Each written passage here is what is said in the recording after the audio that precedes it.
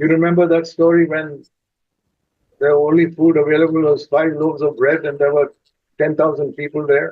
और क्या आपको वो कहानी याद है जहां केवल 5 ही रोटियां थी और 10,000 लोग वहां उपस्थित थे? It says 5,000 men plus many women and children. क्योंकि बाइबल कहती है 5,000 पुरुष और उनके अलावा कई स्त्रियां और बच्चे। 10,000 people. 10,000 लोग, Only 5 bits of bread. केवल 5 रोटी के टुकड़े, And Jesus fed them all. और यीशु ने सबको खिलाया। He can do miracles. यीशु चमत्कार कर सकता है। Provide your need, maybe in that, no, maybe not in that way, but in some other way. वो आपकी जरूरत को पूरा करेगा, शायद इस तरीके से नहीं बल्कि किसी और तरीके से। So we must trust the Lord to provide all our needs. और इसलिए हमें प्रभु पर भरोसा करना है कि वो हमारे सारे जरूरतों को पूरा करे। God doesn't want us to be beggars. परमेश्वर नहीं चाहता कि हम भिखारी हो। If in an emergency you suddenly need to borrow from somebody, please borrow, but please return it as soon as possible. अगर आप किसी आपातकालीन परिस्थिति में हो और आपको किसी से पैसे उधार लेने पड़ते हैं तो आप लीजिए, पर जितना जल्दी हो सके उसे लौटा दीजिए। If ever you have borrowed money, please pray that God will help you to return it as soon as possible. अगर आपने किसी से उधार लिया है तो आप परमेश्वर से प्रार्थना कीजिए कि जितना जल्दी हो सके परमेश्वर आपकी सहायता करे कि आपको वो लौटाने में सहायता करे। That is the type of Christianity we preach and want to preach to others. इसी प्रकार की मसीहत का हम प्रचार करते हैं और हम चाहते हैं कि हम दूसरों के साथ ये प्रचार करें, Because that is what will make our heart clean and pure. क्योंकि यही हमारे हृदय को साफ और शुद्ध करेगा। See, I was born again 65 years ago, July 1959. मेरा 65 वर्षों पहले जुलाई 1959 में नया जन्म हुआ था। That's the time I was sure Jesus Christ had come into my heart and forgiven my sin. उस समय मैं आश्वासित हुआ कि यीशु मसीह मेरे हृदय में आया है और मेरे पापों की उसने क्षमा की है। That was based on one verse, और वो भी एक वचन पर आधारित था, John 6:37, यूहन्ना 6:37, where it says, Jesus said, if anyone comes to me, I will not cast him out. जहां यीशु ने कहा जो मेरे पास आएगा उसे मैं कभी ना निकालूंगा। One sentence एक वाक्य in John 6:37, यूहन्ना 6:37 में it changed the direction of my life, उसने मेरे जीवन की दिशा को बदल दिया। because till then I was working in the Navy and I wanted to go up and become a big person.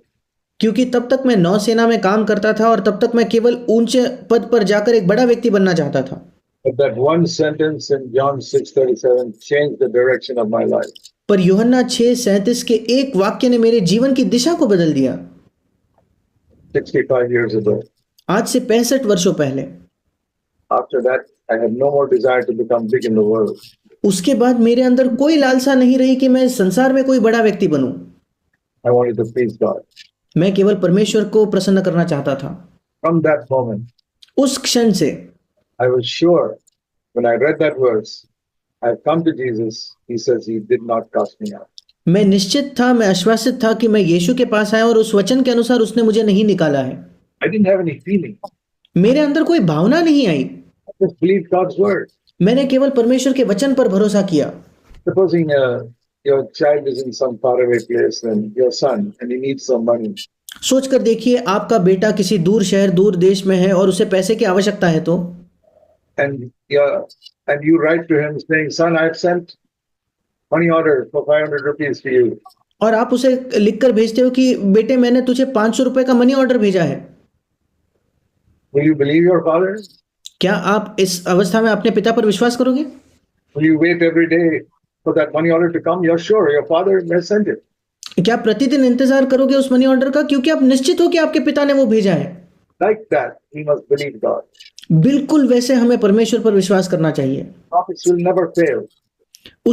उसका वायदा कभी असफल नहीं होगा। Let me give you my testimony. मैं आपको अपनी गवाही देना चाहता हूँ। I'm not saying this to impress anybody or to convince anyone. मैं किसी को प्रभावित करने के लिए ये नहीं कह रहा, किसी को मनाने के लिए भी ये नहीं कह रहा। For 65 years, I have claimed God's promises in the Bible. 65 वर्षों से मैंने बाइबल में परमेश्वर के वायदों पर दावा किया है। And every one of those promises have been kept. और उनमें से हर एक वायदा जो है प्रभु ने पूरा किया है। Not one has failed. एक भी ऐसा वायदा नहीं है जो असफल हुआ हो। God didn't always answer me in the way I wanted. परमेश्वर ने हमेशा मुझे उत्तर उस तरीके से नहीं दिया जिस तरीके से मैं चाहता था, but He answered in a better way. पर उसने और भी बेहतर तरीके से मुझे उत्तर दिया। So, for example, we have some sickness, and we say, Lord, please remove it. उदाहरण के तौर पर अगर हमें कोई बीमारी होती है और हम प्रभु से कहते हैं, प्रभु कृपया इस बीमारी को निकाल दे। Does God have the power to remove a sickness in one moment? क्या परमेश्वर के पास ये सामर्थ्य है क्या कि एक क्षण में वो किसी बीमारी को निकाल दे? Definitely He has. निश्चित तौर पर उसके पास है। And do you think God will answer a prayer when a faithful servant of His asks for such a prayer? और क्या आपको लगता है कि परमेश्वर इस प्रार्थना का उत्तर देगा, विशेषकर तब जब उसका एक विश्वास योग्य दास इस बात को मांग रहा है? You say, sure. आप कहते हो हाँ जरूर, But sometimes God will give something better than we ask for. पर कभी कभी परमेश्वर हम जो मांगते हैं उससे भी बेहतर चीज देता है। We ask for something small and God gives us something better. हम कोई छोटी चीज प्रभु से मांगते हैं और प्रभु हमें और एक बेहतर चीज देता है। So here, and particularly if you are a faithful servant of God. और विशेषकर अगर आप परमेश्वर के एक विश्वास योग्य दास हो तो। Now let me give you the example of one of the most faithful servants of God. और मैं आपको उदाहरण देना चाहता हूं परमेश्वर के दासों में शायद सबसे विश्वास योग्य दास का। That was the Apostle Paul. वो था प्रेरित पौलुस। He was a totally dedicated, surrendered, sacrificial servant of God. वो पूर्ण तौर पर परमेश्वर के प्रति समर्पित त्याग करने वाला परमेश्वर का एक सेवक था। And he had a very severe sickness in his body. और उसके शरीर में एक बहुत बड़ी बीमारी थी। I think it was his eyes. He had some problem with his eyes, which are always leaking with pus. और मुझे लगता है कि उसके आंखों में कोई समस्या होगी, उसके आंख में से निरंतर वो माद या वो पस आता होगा। Read that in Galatians 4. आप इसे गलतियों के 4 अध्याय में पढ़ सकते हो। Anyway, he prayed, Lord, heal me, heal me, heal me. और पौलुस ने इसलिए प्रार्थना की, प्रभु मुझे चंगा कर, मुझे चंगा कर, मुझे चंगा कर। 3 times he prayed to God. 3 बार उसने परमेश्वर से प्रार्थना की। Time God said no. और आखिरी में प्रभु ने कहा नहीं, No, no, no. नहीं, नहीं, नहीं। Is healing a good thing? क्या चंगाई एक अच्छी चीज है क्या? Yes. हाँ, But God said, I'll give you something better than healing. पर परमेश्वर ने कहा मैं तुझे चंगाई से भी बेहतर एक चीज दूंगा। What can be better than healing? चंगाई से क्या बेहतर हो सकता है? God said, I'll give you my grace. परमेश्वर ने कहा मैं तुझे अपना अनुग्रह देता हूं। Turn to 2 Corinthians 12. मेरे साथ निकालिए 2 कुरिन्थुस का 12वां अध्याय। Here is where Paul tells us the story. पौलुस हमें ये कहानी यहाँ बताता है। Paul was a mighty servant of God. पौलुस परमेश्वर का एक महान सेवक था। He had gone to places where everybody was a heathen and he planted a church there. वो ऐसे जगहों में जाता था जहां सब लोग अन्य जाति है और वहां एक कलीसिया की स्थापना करता था। And they were filled with the Holy Spirit. और वे पवित्र आत्मा से भर जाते थे। A strong witness for Christ in that place. और उस जगह मसीह के लिए एक मजबूत गवाह के तौर पर खड़े होते थे। He'd go to another place, another place, another place. He'd do the same thing in many places. फिर एक और नई जगह, एक और जगह, एक और जगह, और कई अलग अलग जगहों में वो वही चीज करता था। How many people have you found like that? ऐसे कितने लोगों को आपने देखा है? Very, very few. शायद ही कुछ लोग ऐसे होंगे।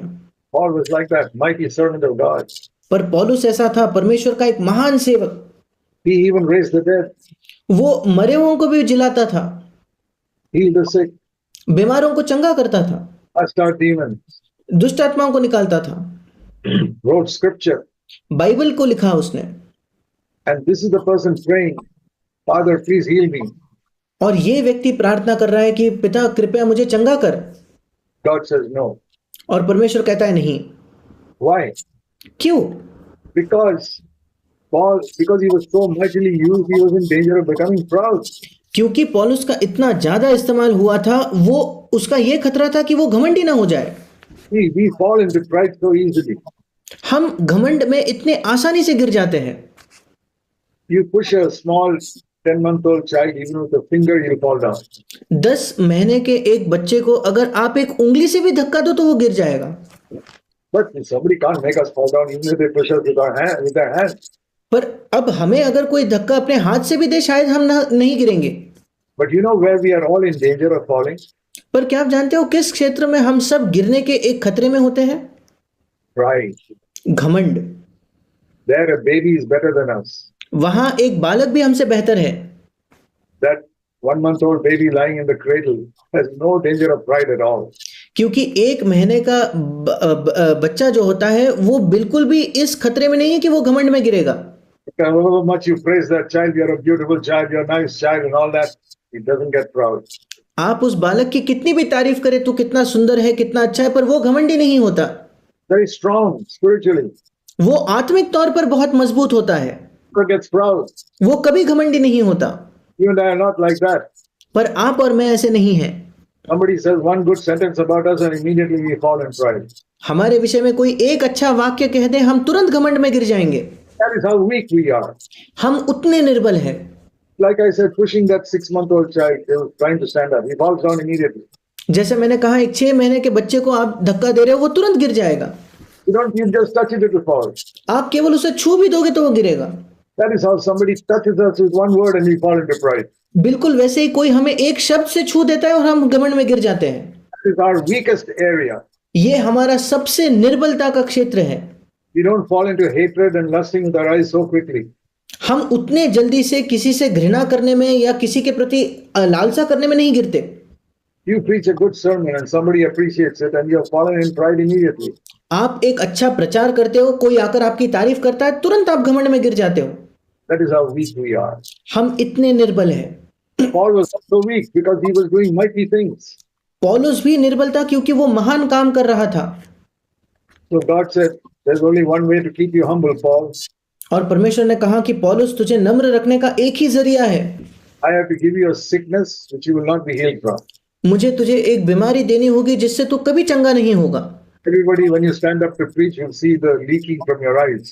जब भी तू पौलुस प्रचार करने को खड़ा हो, तेरे आंखों से वो गंदगी आते हुए लोग देखेंगे। You'll have to keep taking a hanky and wiping it all the time. और निरंतर एक रुमाल लेकर तुझे वो पोंछते रहना होगा। And people will think, oh, this is a mighty servant of God. Look, his eyes are leaking all the time. और फिर लोग सोचेंगे, अच्छा ये वो परमेश्वर का महान सेवक है जिसके आंखों में से निरंतर वो गंदगी आ रही है। He can't even be healed from that. वो तो उससे भी नहीं चंगा हो पा रहा। Then they will think less of Paul. फिर वो पौलुस के विषय में कम समझेंगे। And God said, Paul, that's good for you when people think less of you. और परमेश्वर ने कहा, पौलुस ये तेरे लिए अच्छा है जब लोग तुझे कम समझे। The great danger is when people think highly of you. बड़ा खतरा ये है जब लोग तुझे कोई बड़ा व्यक्ति समझने लगे। Now, what is the danger of pride? अब घमंड में खतरा क्या है? Because the Bible says God resists the proud. क्योंकि बाइबल हमें बताती है परमेश्वर अभिमानियों का विरोध करता है। That's like saying if you're a proud person, God will become your enemy. ये इस प्रकार कहने जैसा है कि अगर आप घमंडी व्यक्ति बन जाते हो तो परमेश्वर आपका शत्रु बन जाएगा। Doesn't matter who you are. कोई फर्क नहीं पड़ता आप कौन हो। I left my job nearly 60 years ago. लगभग 60 वर्षों पहले मैंने अपनी नौकरी छोड़ी। And I've been serving the Lord all these years. और इन सब वर्षों में मैं परमेश्वर की सेवा कर रहा हूं। But the Lord sees I'm a weak person. पर परमेश्वर देखता है कि मैं एक निर्बल व्यक्ति हूं। I can fall in pride any day. मैं किसी भी दिन घमंड में गिर सकता हूं। God has to do something to keep me humble, some physical weakness or something He has to give me. परमेश्वर को कुछ करना होगा मुझे नम्र रखने के लिए, कोई शारीरिक निर्बलता या कुछ मुझे देना होगा। Otherwise, He has to be my enemy. अगर नहीं तो परमेश्वर को खुद मेरा शत्रु बनना होगा। The law of God that He is the enemy of all proud people. ये परमेश्वर का एक नियम है कि वो हर एक घमंडी व्यक्ति का शत्रु है। It's like the law of gravity. ये बिल्कुल गुरुत्वाकर्षण के उस नियम की तरह है। See, even a small cloth like this, if I drop it, it will fall down. और एक छोटा कपड़ा भी इसके समान, मैं उसे अगर छोड़ दूं वो गिर जाएगा। Something on earth is pulling it down. क्योंकि पृथ्वी पर कुछ है जो उसे नीचे खींचता है। Even a feather, if you drop it, it will fall down. और एक पर क्यों ना हो, एक पंख क्यों ना हो, वो भी नीचे गिरेगा। That's a law. ये एक नियम है Everywhere in the world, पूरे संसार में। you leave something, it will drop down. आप कुछ छोड़ो वो नीचे गिरेगा।